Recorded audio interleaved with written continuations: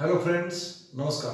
मी भारत बापू Savalwade, लठ्ठी education society Sangli संचलित श्रीमती अक्काताई नानाने जे high school दत्तवड, तालुका शिरोळ, जिल्हा कोल्हापूर या ठिकाणी विज्ञान शिक्षक म्हणून कार्यरत आहे. माझ्या भारत सावळवाडे या यूट्यूब चॅनलमध्ये मी सर्वांचं स्वागत करतो. आज आपण इयत्ता 9वी विज्ञान आणि तंत्रज्ञान भाग 2 मधील प्रकरण क्रमांक 15 life processes in living organisms म्हणजेच सजीवांमधील जीवन प्रक्रिया या प्रकरणातील पहिल्या व्हिडिओकडे जाणार आहोत. की या पहिल्या व्हिडिओमध्ये आपण सजीवांच्या जीवन प्रक्रियांमधील आणखी पुढील जीवन प्रक्रिया कोणत्या याचा आपण अभ्यास करणार आहोत.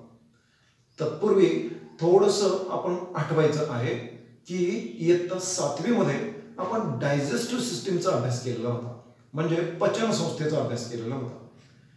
In that digestive system, we consume the food material, and after consuming the food material, our body secretes some enzymes, some acids, and the food material gets digested. And that digested material is absorbed by the intestinal wall of the organism. म्हणजे प्राण्यांच्या शरीरामध्ये आपण असा विचार केला होता की हे प्राणी आपलं अन्न कसं मिळवतात, म्हणजे ते अन्न ग्रहण करतात आणि ते ग्रहण केलेलं जे अन्न आहे हे अन्न त्याच्यावर काही विकर सोडले जातात, आम्ल सोडली जातात किंवा आणखी इतर काही प्रक्रिया होत राहतात आणि या सगळ्या प्रक्रियांच्या मधून जे सहज साध्या सोप्या स्वरूपामध्ये पदार्थ तयार होतात ते पदार्थ अन्ननलिकेचे जे अंतस्तर असतो त्या अंतस्तरामध्ये शोषून घेतले जातात, तिथून ते रक्तापर्यंत पोहोचवले जातात. याचा अभ्यास आपण केलेला आहे. आता त्यानंतर आपण आणखी एका भागामध्ये वनस्पती स्वतःचं अन्न कशा पद्धतीने निर्माण करतात याच्याबद्दलचा विचार आपण अनेक वेळेला यापूर्वीच्या इयत्तांमध्ये केलेला आहे किंवा याच इयत्तेमध्ये आपण सुरुवातीच्या काही भागामध्ये सुद्धा वनस्पतींमध्ये प्रकाश संश्लेषण प्रक्रिया कशी घडते, अन्न निर्मिती कशी होते याबद्दल चर्चा झालेली आहेच. आता आपण पुढे जाणार आहोत की हे जे काही अन्न पदार्थ आहेत आणि यांच्या पचनासाठी आवश्यक असलेला ऑक्सिजन सगळ्या सजीवांच्या मध्ये, प्राण्यांच्या मध्ये, तो ऑक्सिजन कसा वाहून नेला जातो याबद्दलचा अभ्यास आपण इयत्ता 8वी मध्ये रेस्पिरेटरी सिस्टीम म्हणजे श्वसन संस्था आणि पचन संस्था म्हणजे डायजेस्टिव्ह सिस्टीम यांच्यामध्ये त्याचा अभ्यास आपण केलेला आहेच.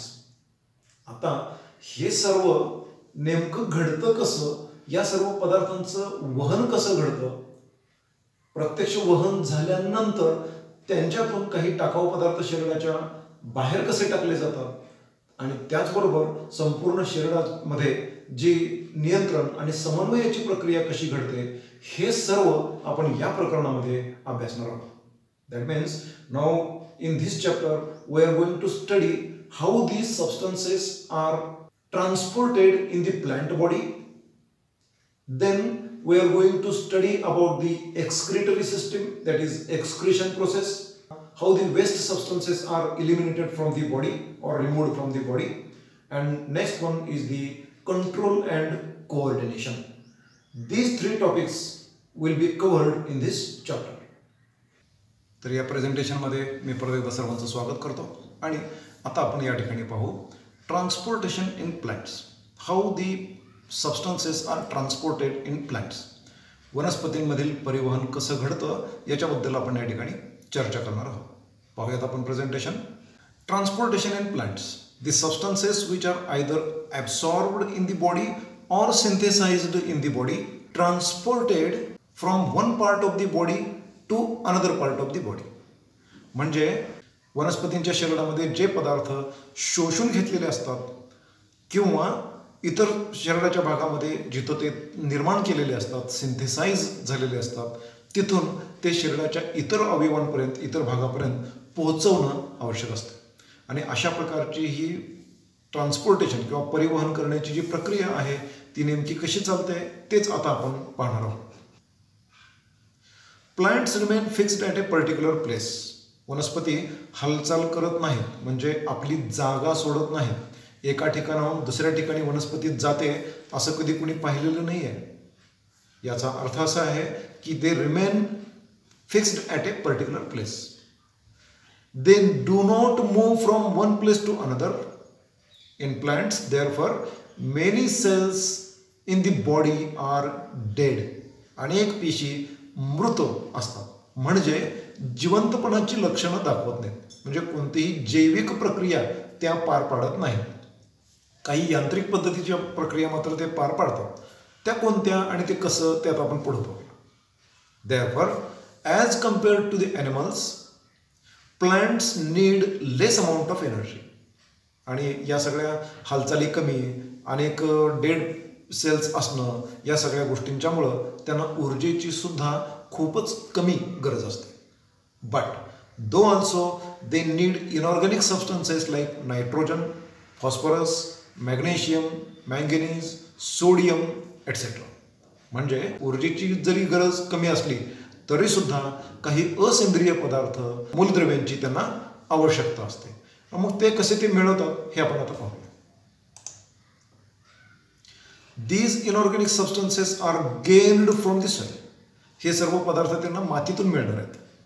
The roots of plants absorb these substances from the soil and transport them to other parts of the body.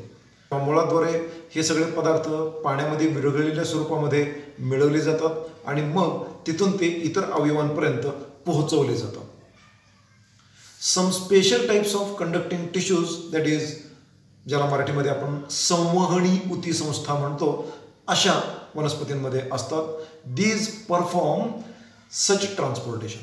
अशा प्रकारच्या ह्या ट्रान्सपोर्टेशनसाठी या स्पेशल कंडक्टिंग टिश्यूजचा वापर केला जातो. नेमली झायलेम, विच इज कॉल्ड एज जलवाहिन्या in Marathi. It conducts water, म्हणजे ते पाण्याचं वहन करतात. And phloem, which conducts the food, म्हणजे रसवाहिन्या हे अन्नाचं वहन करतात. Transportation of water in plants, वनस्पतीमध्ये होणारं पाण्याचं वहन हे कसं घडतं. बघा मित्रांनो, ह्या ज्या वनस्पती आहेत, ह्या वनस्पती मातीमध्ये आहेत आणि मातीमध्ये आपण पाणी घालतो किंवा मातीमध्ये ज्या मातीच्या कणांमध्ये चिकटून असलेलं जे पाणी असतं, हे पाणी त्या वनस्पतींना मिळू शकतं. The root is the main organ for the absorption of water and minerals. पाणी आणि खनिज ती कशी मिळवते पहा. The root cells are in contact with water and minerals in the soil. मुळाच्या असलेले ज्या पेशी आहेत, या पेशी या पाणी आणि त्या पाण्यामध्ये विरघळलेली खनिज यांच्या थेट संपर्कामध्ये असतात. The water which is held by the interparticular space is available for the absorption. जमिनीमध्ये मातीमधले जे दोन कण असतात, या दोन कणांच्या मध्ये जो स्पेस असतो, त्या स्पेसमध्ये असलेलं जे पाणी असतं तेच पाणी वनस्पतीला मिळत असतं. The water and minerals dissolved in it enter into the cells to the root surface due to the difference in the concentrations of the substances. म्हणजे पाणी आणि पाण्यामध्ये विरघळलेले क्षार किंवा खनिज हे शेरडाबाहेर असलेल्या ठिकाणी, म्हणजे इंटरपार्टिक्युलर स्पेसमध्ये जे असतात, तिथून ते शेरडामध्ये असलेल्या पेशींमध्ये शिरतात. त्याचं कारण आहे कॉन्सन्ट्रेशन असलेला फरक, म्हणजे संहतीमध्ये असलेला फरक. म्हणजे हे पाणी बाहेरच्या बाजूला जास्त प्रमाणात असेल आणि शरीरामध्ये कमी प्रमाणात असेल, किंवा ते क्षारसुद्धा पेशीच्या बाहेर जास्त असतील आणि आत कमी असतील, तर अशा वेळेला जास्त दाबाकडून कमी दाबाकडं किंवा जास्त कॉन्सन्ट्रेशनकडून कमी कॉन्सन्ट्रेशनकडं, म्हणजेच जास्त संहतीकडून कमी संहतीकडं, अशा पद्धतीनं त्या पदार्थांचं वहन होतं. आणि ही वहन होण्याची जी प्रक्रिया आहे ती दोन पद्धतीनं होऊ शकते. सिंपल डिफ्युजन आणि ऑस्मॉसिस या पद्धतीनं. डिफ्युजनमध्ये पदार्थ त्यांच्या प्रद्रव्य पटलातून सहजपणानं प्रवेश घेतात, कारण एका बाजूला दाब जास्त असेल तर तिकडून ते कमी दाबाकडं वाहतात. साधी प्रक्रिया. आणि ऑस्मॉसिस ही हेतुपुरस्सर घडलेली प्रक्रिया आहे की ज्याच्यामध्ये निवडक्षम पारपटलातून, म्हणजे सेमी परमिएबल मेम्ब्रेनमधून काही विशिष्ट पदार्थांनाच आत प्रवेश दिला जातो. या पद्धतीनं पाण्याचं आणि त्याच्यातील विरघळलेल्या क्षारांचं या ठिकाणी पेशींमध्ये प्रवेश होत असतो. मुळांच्या पृष्ठभागावर असलेल्या ज्या पेशी असतात या पेशींमध्ये प्रथम खनिजयुक्त पाणी शिरतं. यामुळे या पेशी ताठर होतात, फुगतात आणि त्यामुळे त्यांच्या लगतच्या पेशींच्यावर त्या दाब निर्माण करतात. त्या दाबामुळं ते पाणी पुढील पेशींमध्ये शिरतं. यालाच मूल दाब असं म्हणतात. या दाबामुळं पाणी जलवाहिन्यांच्यापर्यंत पोचतं आणि तिथून ते वरील दिशेनं जातं. The roots are in contact with water and minerals in the soil. Water and minerals enter the cells on the root surface due to the differences in concentration. As a result, these cells become turgid. म्हणजे एकदा बाहेरच्या वातावरणातून ते सजीवांच्या शरीरामध्ये त्या पेशींमध्ये जर त्यांचा प्रवेश झाला तर त्या पाण्याच्या अस्तित्वामुळं, त्याच्या दाबामुळं या पेशी फुगतात. These turgid cells exert pressure on the adjacent cells. एकदा पाण्यानं भरलेली ही जी पेशी आहे ही फुगली की ती इतर पेशींच्यावर दाब निर्माण करते आणि या दाबामुळं या मूळ पेशीमध्ये म्हणजे पहिल्या पेशीमध्ये आलेलं जे पाणी आहे हे पाणी पुढील पेशीकडं ढकललं जातं. And this is non as the root pressure. Under the effect of this pressure, water and minerals reach the xylem of the roots, and to reduce this difference in concentration, they are continuously pushed forward. म्हणजे एका पेशीमध्ये जिथं दाब जास्त आहे तिथून पुढील पेशीकडं, त्या पेशीमध्ये दाब जास्त झालेला आहे पाण्याचा तर तिथून कमी दाब असलेल्या पुढील पेशीकडं, अशा पद्धतीनं या पाण्याचा प्रवास जलवाहिन्यांच्यापर्यंत होतो म्हणजे झायलेमपर्यंत होतो आणि तिथून पुढं ते अशाच पद्धतीनं कमी दाब असलेल्या पेशींच्याकडं ते पुढं ढकललं जातं. As a result of this continuous movement A water column is formed. आणि याच्यामुळं पाण्याचा एक स्तंभ निर्माण होतो आणि तो स्तंभ हळूहळू पुढं सरकत जात असतो. This pressure is sufficient to lift the water in shrubs, small plants and small trees only. हा जो दाब आहे मुळातील पेशींच्याकडून आलेला हा काही वनस्पतींच्या मध्ये शक्य आहे. म्हणजे श्रब्स, छोटी छोटी काटेरी झुडपं किंवा छोट्या वनस्पती किंवा छोटी झाडं यांच्यामध्ये हे शक्य आहे. परंतु उंच किंवा खूपच मोठ्या आवाढव्य आकाराच्या असणाऱ्या ज्या वनस्पती असतील त्यांच्या बाबतीमध्ये मात्र ही रूट प्रेशर थिअरी चालणार नाही. आपण बाल्सम प्लांट म्हणजे तेरडा किंवा गौरीची जी वनस्पती आहे याच्या सहाय्यानं आपण त्याचा अभ्यास करू शकतो. या वनस्पतींची मुळं जर रंगीत पाण्यामध्ये बुडवून ठेवली तर काही वेळानंतर हळूहळू त्या वनस्पती अतिशय नाजूक असल्यामुळं ते पाणी वर चढताना आपल्याला दिसायला लागतं. अर्थातच ही प्रक्रिया कशी घडलेली असावी तर ह्या मुळांमध्ये शोषून घेतलेलं पाणी त्या मुळातील पेशींनी इतर पेशींच्यावर निर्माण केलेलं पाण्याचा दाब आणि त्यातून ते पाणी वर सरकत असावं असं आपण याच्यातून अंदाज व्यक्त करू शकतो. मित्रांनो, आता आणखी काही शास्त्रज्ञांनी याच्यावर थोडंसं ऑब्जेक्शन घेतलेलं आहे की हे ठीक आहे, छोट्या वनस्पतींच्यासाठी चालेल, आपण ते ॲक्सेप्ट करूया, परंतु मोठ्या वनस्पती किंवा उंच वाढणाऱ्या वनस्पती यांच्याबद्दल काय? यांना ही रूट प्रेशर थिअरी चालेल का? पाण्याचा इतका प्रचंड मोठा कॉलम त्या रूट प्रेशर पद्धतीनं किंवा मुळाच्या पेशी त्या सहन करू शकतील का? तो दाब सहन करू शकतील का? असा प्रश्न विचारला गेला आणि त्यामुळं मग एक नवीन पद्धतीनं विचार त्या ठिकाणी सुरू झालेला आहे. तर इथं ही नवीन प्रक्रिया अशी आहे, त्याला आपण ट्रान्सपिरेशन पूल असं म्हणणार आहोत. ट्रान्सपिरेशन पूल म्हणजे बाष्पोत्सर्जन. मित्रांनो, आपल्याला हे माहिती आहे की वनस्पती प्रकाश संश्लेषण प्रक्रियेमध्ये पाण्याच्या रेणूंची सुद्धा निर्मिती करत असतं. तर पाण्याच्या रेणूंची ही जी काही निर्मिती होते ही निर्मिती झाल्यानंतर ते पाणी त्यांना शरीराच्या बाहेर टाकणं आवश्यक असतं आणि मग हे पाणी बाहेर टाकण्यासाठी ती कोणती प्रक्रिया करतात? तर इथं प्रकाश संश्लेषण प्रक्रियेमध्ये sugar will be produced in the form of glucose and then the produced water is pushed in forward direction which will come in the epithelial layers of the leaf, and here on the lower surfaces of the leaves there are stomatas. Stomatas are the openings through which the water vapor is given out of the body. म्हणजे इथं असणारे हे जे काही guard cells स्टोमॅटाचे त्या guard सेलच्या माध्यमातून इथं हे पाणी बाहेर सोडलं जातं. What happens, see here.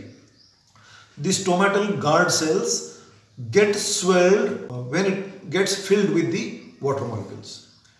Then due to that swelling it bends, and due to which this stomata gets opened, and due to such opening of the stomata the water is released in the stomatal opening and it is given out of the body. Again the water which is removed is to be filled by the water which is coming from the next cell, again from the next cell, again from the next cell. अशा पद्धतीनं एकामागून एक पेशी ज्या आहेत या पेशींच्या मधून हे पाणी पुढं पुढं पुढं सरकवलं जातं आणि शेवटी या स्टोमॅटल ओपनिंगमधून ते पाणी बाहेर पडत राहतं. याला बाष्पोत्सर्जन किंवा ट्रान्सपिरेशन पुल असं म्हटलं जातं. तर इथं असे हजारो म्हणजे भरपूर पर्णरंध्र असतात, भरपूर स्टोमॅटोज असतात आणि त्यामुळं त्यातून घडणाऱ्या सगळ्या प्रक्रियांचा एकत्रित इफेक्ट, एकत्रित परिणाम म्हणून खूप मोठ्या प्रमाणावर पाणी वर खेचण्यामध्ये होत असतो. Plants give out water in the form of water vapour through the stomata on the surface of the leaves. Two cells called the guard cells are present around the stomatal openings. These cells control the opening and closing of the stomata, and due to which the water which is given out of the body, that process is known as transpiration or Bashpotsarjan. Due to the process of releasing the water vapor in the atmosphere, the water level in the epidermal layer of the leaves gets decreased. या पुढच्या पेशींच्या मधलं पाण्याचं प्रमाण कमी होतं. To compensate this loss of water, the water present in the adjacent cells is pulled towards the stomata and then it is given out of the body. Generally, root pressure acts during night time only. Now we will study about the transportation of food and other substances in plants. वनस्पतींमधील अन्न आणि इतर पदार्थ यांचं परिवहन कसं होतं ते आपण पाहूया. The food produced in the leaves is transported to each cell in the body. This process is carried out by the conducting tissue phloem. म्हणजे रसवाहिन्यांच्या माध्यमातून या अन्नाचं परिवहन केलं जात असतं. This process is called as translocation. म्हणजेच स्थानांतरण. The translocation process is carried out in both upward and downward directions by the phloem. वरील दिशेला पण जाऊ शकतात किंवा खालील दिशेला पण येऊ शकतात. By this process, the excess food is stored in roots, fruits, seeds, except amino acids. Amino acids मात्र स्टोअर केले जात नाहीत. Instead, the carbohydrate is stored. तर कर्बोदकांचं साठवणूक होत असते, अमिनो ॲसिडची साठवण मात्र होत नसते. The translocation of food requires energy in the form of ATP. मित्रांनो, या ट्रान्सलोकेशन प्रक्रिया पार पाडण्यासाठी मात्र ऊर्जेची आवश्यकता असते आणि ती ऊर्जा ATP म्हणजे ॲडेनोसिन ट्रायफॉस्फेट या रेणूमधून मिळत असते. Whenever the food material like sucrose is being transported through the phloem with the help of ATP, the water concentration at the part gets decreased. म्हणजे एखाद्या पेशीमध्ये समजा हा सुक्रोज आलेला असेल तर त्या सुक्रोजच्या अस्तित्वामुळे, त्याच्या वाढलेल्या प्रमाणामुळे वॉटर कॉन्सन्ट्रेशन म्हणजे पाण्याची संहती कमी झालेली असते. त्या पाण्याच्या कमी संहतीमुळं त्या ठिकाणी इतर ठिकाणी असलेलं पाणी वाहायला लागतं, म्हणजे त्याच्या शेजारच्या असलेल्या पेशीकडून इकडं पाणी वाहायला लागतं. The water enters into the cell by diffusion. This increased volume in the cell creates pressure on the cell wall. Due to this increased pressure, the food particles are pushed into the neighboring cells where the pressure is low. म्हणजे पाणी आत आलेलं आहे, वाढत्या पाण्याच्या प्रमाणामुळं ही पेशी आता फुगत राहते.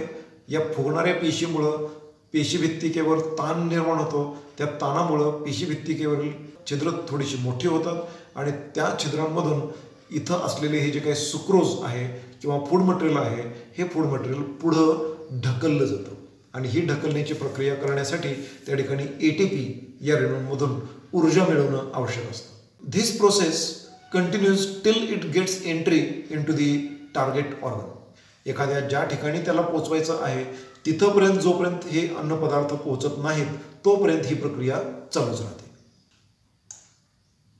पुन्हा एकदा मराठीतून सुद्धा मी या ठिकाणी हे दिलेलं आहे, हे आपण जरूर पहा. मग अशा पद्धतीनं स्थानांतरण झाल्यानंतर जेव्हा तिथं अन्न जास्त व्हायला लागतं तेव्हा ज्या वेळेला फुलं फळं यांचा विकास होत असतो त्या काळामध्ये हे सर्व अन्नपदार्थ त्या दिशेनं वाहून नेले जातात आणि म्हणजेच थोडक्यात ही प्रक्रिया सतत चालू राहत असते. मित्रांनो, माझं हे मार्गदर्शन जर आपल्याला आवडलं असेल तर जरूर लाईक करा, उपयुक्त वाटलं असेल तर जरूर इतरांच्यासाठी शेअर करा आणि माझं चॅनल जरूर सबस्क्राईब करा. Stay connected. धन्यवाद.